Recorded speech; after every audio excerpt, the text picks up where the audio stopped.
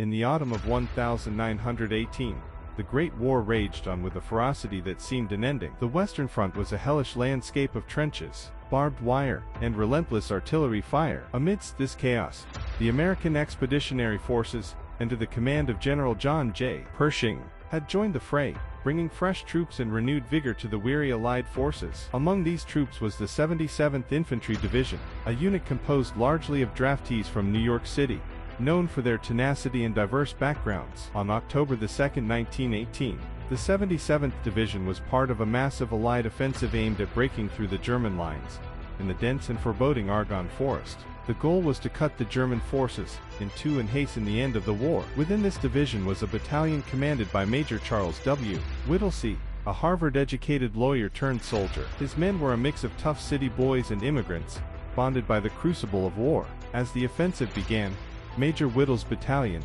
advanced through the forest with determination, pushing deeper into enemy territory. They moved swiftly, capturing key positions and routing German forces, but their rapid advance soon led them into a perilous situation. They had gone too far, too fast, and were now isolated from the rest of the Allied forces. By October 3rd, the battalion found itself surrounded by German troops. Cut off from supplies and reinforcements, they were trapped in a ravine on the Charlevoix Mill in the Argonne Forest. Communication lines were severed, and the only link to the outside world was through carrier pigeons. The men of the Lost Battalion, as they would come to be known, faced dire conditions.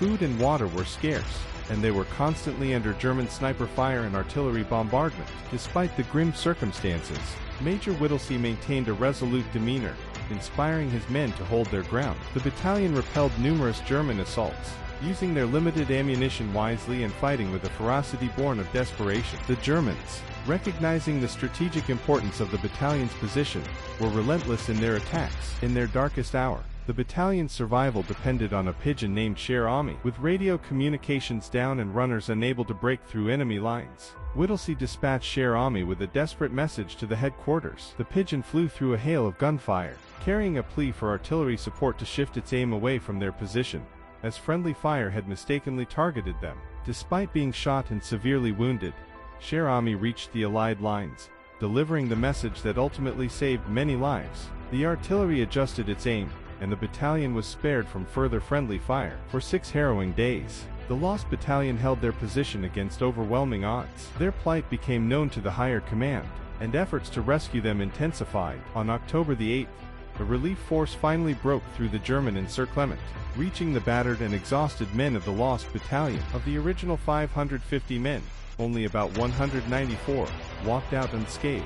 The rest were either killed, wounded, or missing. Major Whittlesey and his men had endured unimaginable hardships, displaying extraordinary courage and resilience. The story of the Lost Battalion became a symbol of American bravery and determination.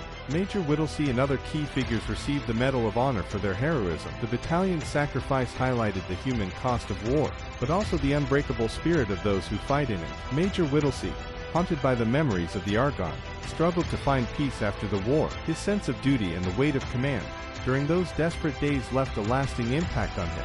Tragically, he took his own life in 1921, a stark reminder of the unseen wounds that many veterans carry. The tale of the Lost Battalion remains a poignant chapter in the annals of World War I, a story of courage, sacrifice, and the indomitable will to survive against all odds. It serves as a testament to the human spirit and the bonds forged in the crucible of combat.